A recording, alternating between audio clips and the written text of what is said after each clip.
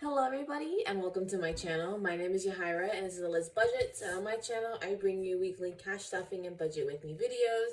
And in today's video it'll be a budget with me for the first half of Logan's first April paycheck for a total of $1,318.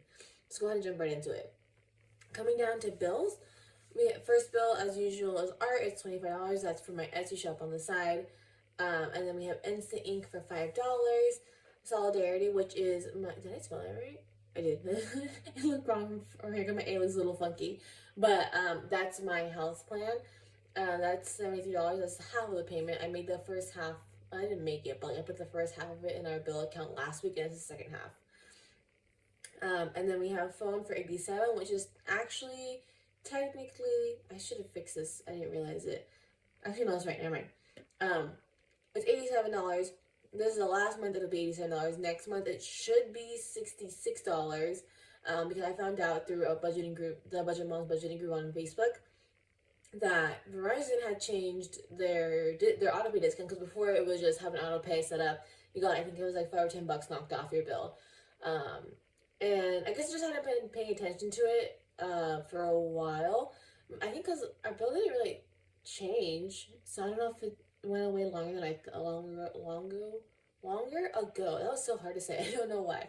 Longer ago than I thought, but you change it to where it has to be ACH a payment for it to get a $20 discount. So I signed up for that. Usually I don't like to give companies direct access to their bank account, just because, like, you know, if you go to cancel it, they might do funky things, or like they might over withdraw some more than they're supposed to, sort of thing.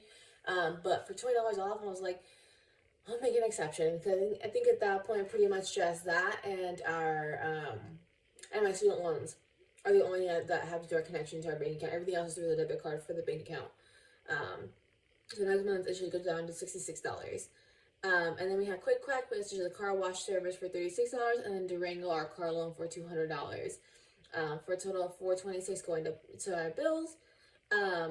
Real quick note that I wouldn't want to make you thinking about this is something that I highly recommend, especially if you have big bills and like not so large income or paychecks, because rather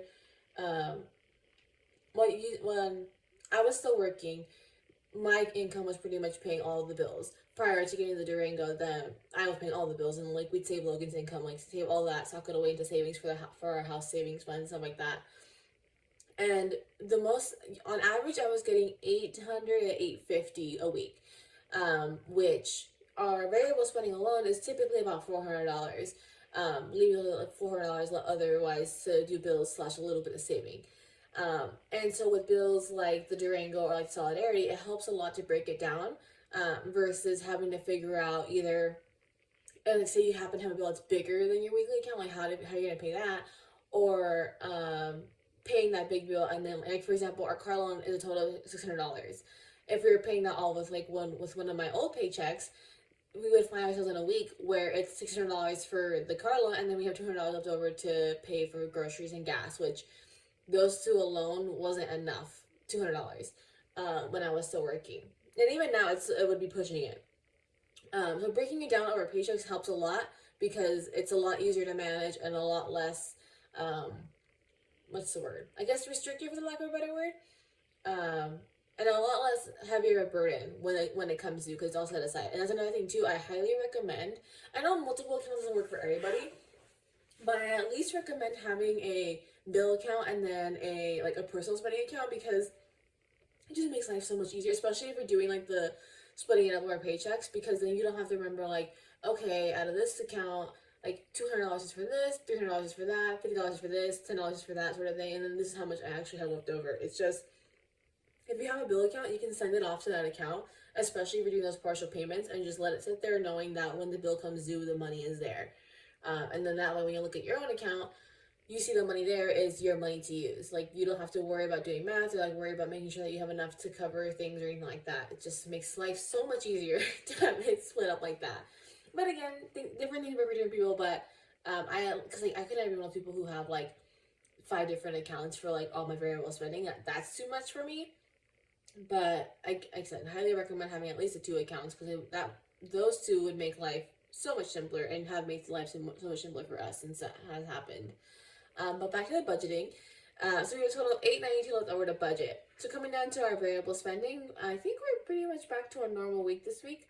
Groceries is getting $80. Pots is getting $110 once a month. I usually give them $50 a week. And once a month, I put an extra $60 in there. We used to have pet insurance for them, but we canceled it a while ago. TLDR was they told us that they wouldn't cover any sort of cancerous things for Rock because he had one little lump that wasn't like tested. It just ended up being like I think an abscess because it was like this little lump that he had had since he was a puppy, and then it started growing out of nowhere. The vet popped it and cleaned it out, and it just had like a little bit of gunk in there and like a little bit of blood, and then it went away after that. But because it wasn't tested to see if it was cancer or something like that, the pet insurance was like, we're not covering anything, so we canceled it. And then a month later, Ash broke her leg. But it's neither here nor there. But because we're not having that pet insurance anymore, we set the extra aside a month to beef up the envelope a little bit, pretty much. And then we have eating out for $60, fun for $30, my spending for $30, gas is $145, which I'm thinking, unfortunately, I'm gonna have to bump it up at least $20 if gas is where it's at, because as of this morning, when I checked, it was at $4.95 at Costco. So even with just like the bare minimum of like the Corolla gets filled up about twice a week, the Durango gets filled up about once a week, that runs us about 160 to 180 depending how much the Durango needs, like how much we've been driving it. And so if gas stays where it, like, it's just been going up. I've been in denial about it, but I'm thinking I might have to increase it at least every other week, if not every week. So probably next week you'll see an increase in that if gas stays up there over the weekend. So it makes me sad. And then Costco's getting $20, and then Ash's food's getting $200. I budget her food separately from the pups once a month, which that will also have to go up at some point because her stuff was increased in price as well. But she's on a specific diet for her kidneys because she's technically in renal failure. And because it's specific prescription food, it's expensive, so I budget for that separately from the regular pups' expenses. So we have a total of $675 going to our envelopes this week, leaving us with $217 left over to budget. So then coming up to our sinking funds, not as busy as last week, but still pretty busy, and I'm still happy to see it. Corolla is getting $50. That's for my college registration. That's due in November. And some of you may be wondering why it's April, why am I saving for it already? I didn't want to get it done. I like to get our yearly sinking funds done as soon as possible. So like with this will be complete, and so you'll start seeing Christmas showing up. Because again, just want to get it done as soon as possible, get it off our plate, so then if we end up hitting it early, we can move on to other goals. Like once we hit Christmas, we can move on to beefing up our emergency fund some more. Or like start savings for the other house stuff, like we want to save for furniture and start a baby emergency fund for our house stuff. So that's why you see me working on this stuff now, so that it gets done and we can free up money sooner. And then we have Japan getting $50, gifts is getting $20, electronics is getting $10, clothes is getting $5, books and Lambo food are both getting $10, DECA savings, which is one of our current savings challenges, getting $25. Piggy Bank, which is another one of my savings challenges, getting $7, and then CFP, which is for my financial planner tests and review stuff, is $30. This, I have to double check how much the testing costs for 2 licensing tests I want to take after I take the CFP exam. So I think I will need about $500 more to cover those tests, plus like little review courses for those guys. I just have to double check. But hopefully not too much longer than we're saving for that. I've been thinking too, because another way I've been saving for the CFP stuff is saving whatever interest we earn on our savings account. I put it towards that.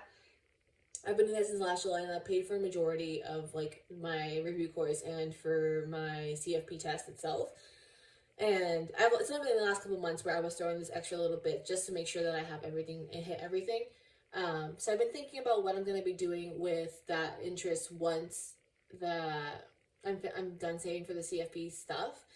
Kind of debating between either emergency fund or new car, because the roll is getting up there. So I want to start saving little bits here and there at least until once I start working, I'll probably be more aggressively saving for it.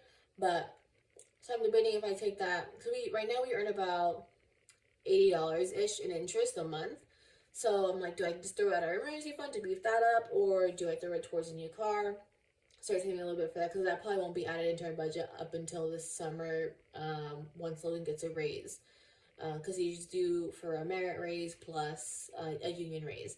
So once those get kick in and we see what our new budget looks like, I might introduce that as like kind of like similar with electronics and clothes, where I put like $20 a week or something like that into it, depending on what we can afford.